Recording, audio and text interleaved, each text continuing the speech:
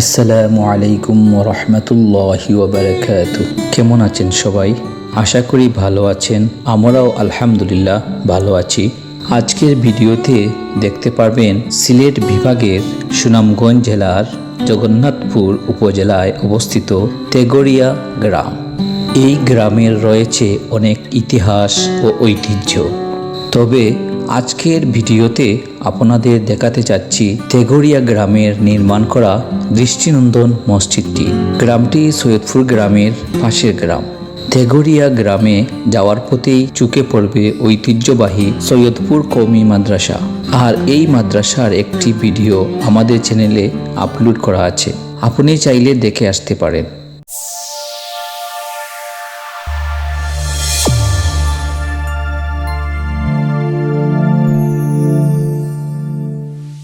তেগরিয়া গ্রামের সবচেয়ে সুন্দর নির্মাণ এই জামে মসজিদ। ছোট বড় কয়েকটি গম্বুজ রয়েছে এই মসজিদে। দৃষ্টিনন্দন এই মসজিদটি বেশ সুন্দর ও আকর্ষণীয়, যা দর্শনার্থীদের মুগ্ধ করবে।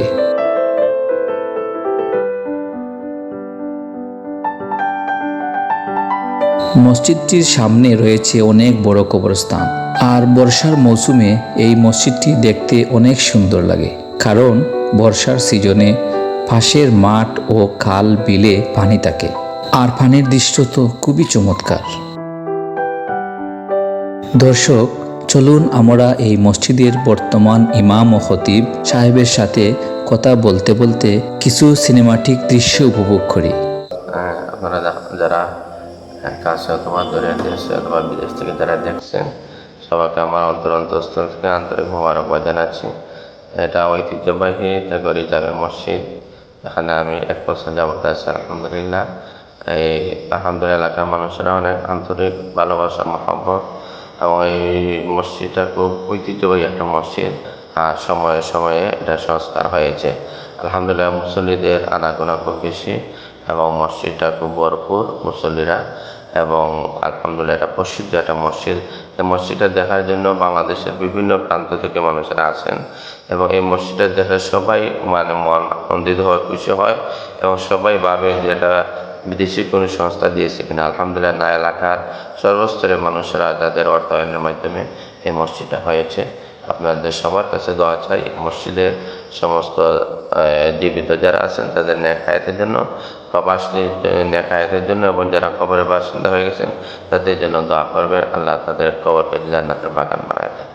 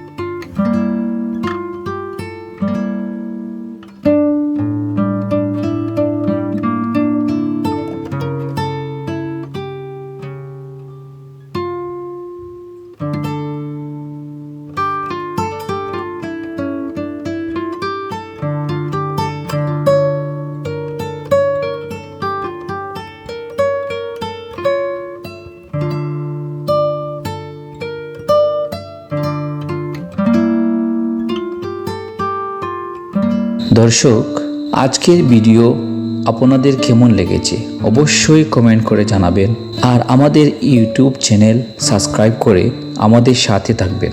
নতুন ভিডিও নিয়ে আবারও চলে আসব, নতুন কোনো দর্শনীয় স্থান নিয়ে। ভালো থাকবেন, সুস্থ থাকবেন। আল্লাহ হাফিজ।